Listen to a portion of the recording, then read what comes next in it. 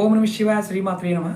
ఈ షార్ట్ వీడియోలో ఎంతకీ తగ్గని రోగంతో బాధపడుతూ ఉంటే, ఎప్పుడు ఏదో ఒక రోగము అని మీరు బాధపడుతూ ఉంటే ఖచ్చితంగా ఈ చిన్న ప్రయత్నం చేయండి.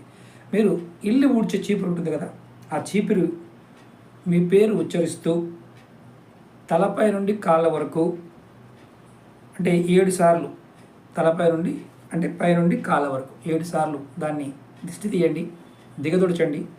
దిగదొడిచిన తర్వాత 4 దాంట్లో ఉన్న చీపిరిలో ఉన్న 4 పుల్లలు తీసి ఆ పుల్లలు విరిచి బయటపడేసి దాని మీద ఎవరైతే రోగంతో బాధపడుతున్నారో ఉమ్మి వేయించండి అని ఉమ్మి వేయించండి. అది కూడా ఆ పుల్లల మీద పడే విధంగా ఉమ్మి వేయించండి. ఒకసారి చాలు.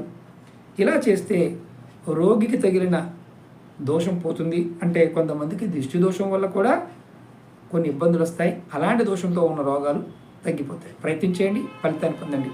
ఓం నమ శివాయ, శ్రీమాత్రే నమః.